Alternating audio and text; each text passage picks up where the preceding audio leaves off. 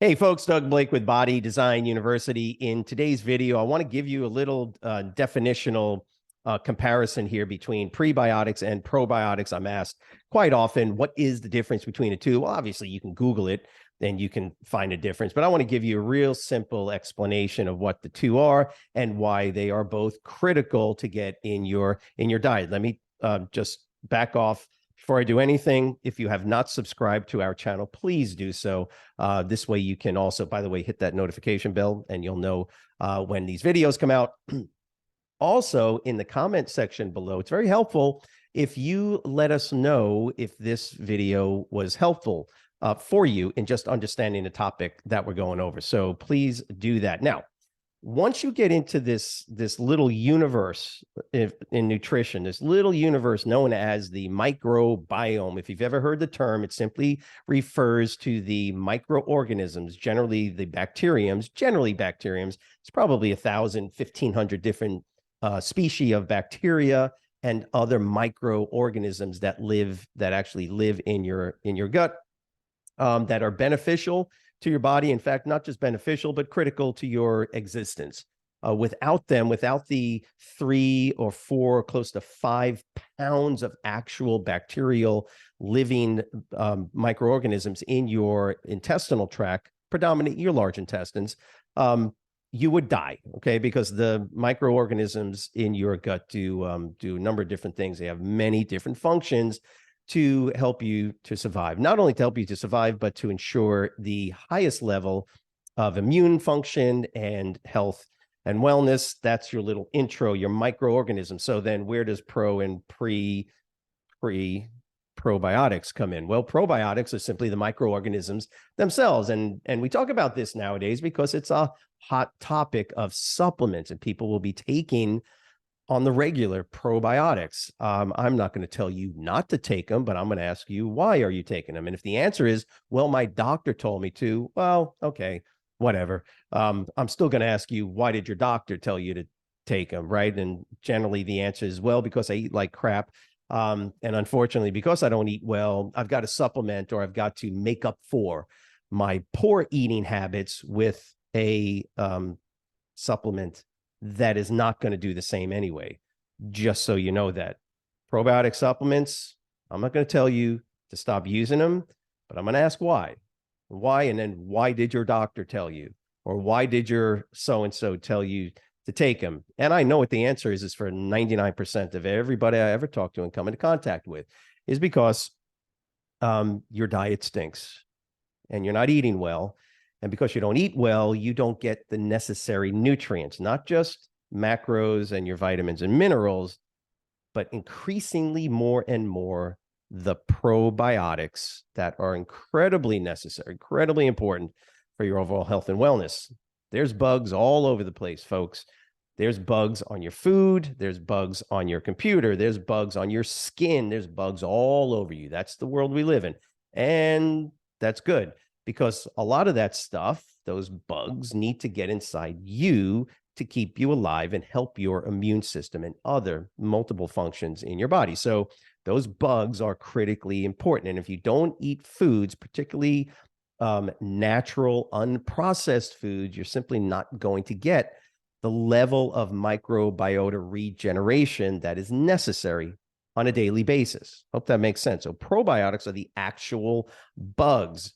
Do not rely on probiotic supplements to get your bugs. Now, I call them bugs. It's just easier to say it like that. Your gut needs a lot of different bugs, right, to maintain health and wellness. The number right now is now over 1,000 different species of just bacteria alone. Okay. And there's other microorganisms that live in your gut. Some not good, others really good.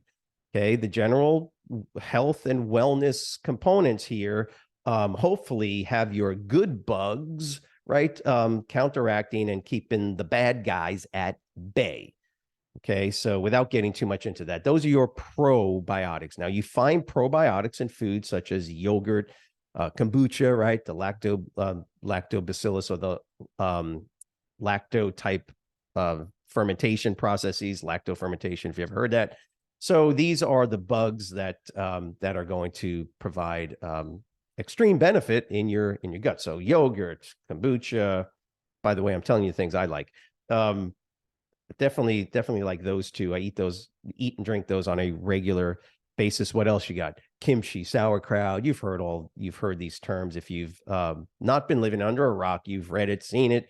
You can Google this information. It's very simple, very straightforward, but you need to know the difference now. Those probiotics are best consumed in food products. Because just like with vitamins and minerals, when you take them as supplements, that's okay. They supplement it.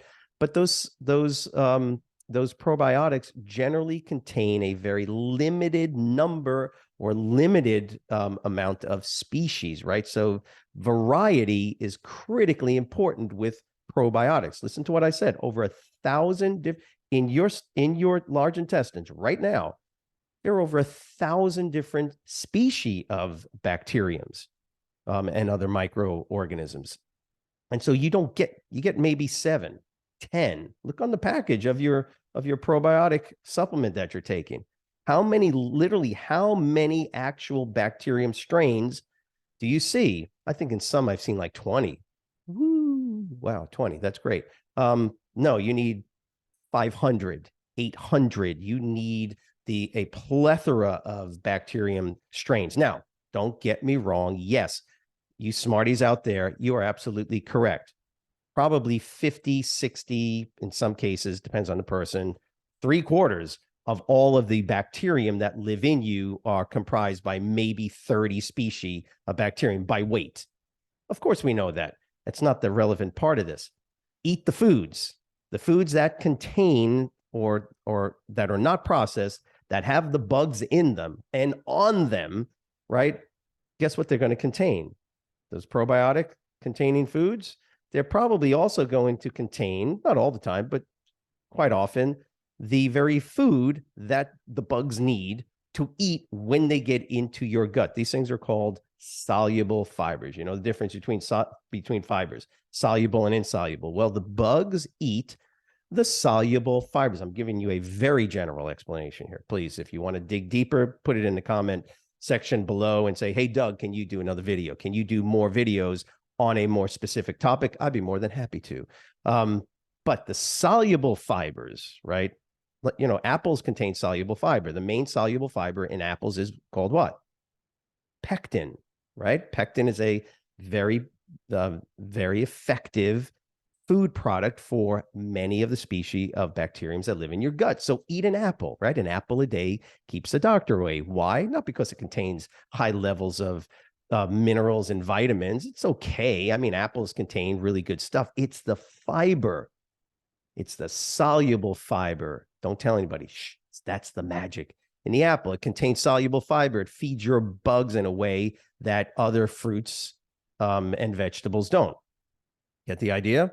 Where else are you going to find these prebiotics? Remember, prebiotics is the food. That's the food that feeds the gut microbiome. So those soluble fibers that you should be eating on a daily basis, where do you find them?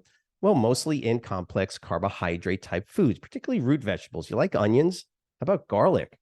Yeah, most people don't realize that onions, garlic, asparagus, and you might not know chicory root, but chicory root is it's sort of the flavor of the month when it comes to providing prebiotic inulin, which is a soluble fiber that is a very well researched now prebiotic food. So we use the term prebiotic, but it's basically a soluble fiber. It's a type of fiber that's found in plants, and that's where we find fiber, just so you know this. That's why you should be eating a lot of plant food, right? Not just lettuce and cucumbers, which are okay when it comes to some soluble fiber. No. Yucca, sweet potatoes, white potatoes. I know all you keto people are going, but I can't eat those things. Duh.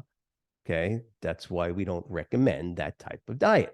Okay. The point is that your prebiotics, the stuff that feeds your microbiome, are generally contained in these starchy, right, type of food products, unprocessed. Okay. And you're going to find that when you eat a sufficient amount of these type of foods and you provide your body with enough of the soluble fibers to feed the gut microbiome, you will find that for the most part, a healthier gut equals a healthier, more energetic type of feeling in your body. If your doctor is telling you to do something, then disregard what I'm telling you. If they're telling you to do these things, well, you always go by what your physician is telling you. My question is why? That's all I want to know. Okay. You go by what they're telling you to do, right? But just understand something. You're in charge of your health. You're in charge of your wellness when it comes to these things. So you got to be asking why. And what you need to do is differentiate pre and probiotics. A lot of folks, they take probiotic supplements. They take probiotics, and then they don't eat well. And if you don't eat well and you're not getting the proper prebiotic foods, the soluble fibers that feed those guys, then you are, in one sense, pooping out your money. Okay. Because then you got to take that stuff every day. Well, guess what? You don't have to take that stuff every day. In general, the average person that can just get their diet back on track, eating quality, complex carbohydrates in the necessary levels, will get more than enough of the prebiotic material, the food, the soluble fiber to feed the gut microbiome. Probiotic is the bug. Prebiotic is the soluble fibers that feed the bugs. That's the difference between the two. Look, if you want more information on how to become a certified personal trainer, just click on the link below in the description.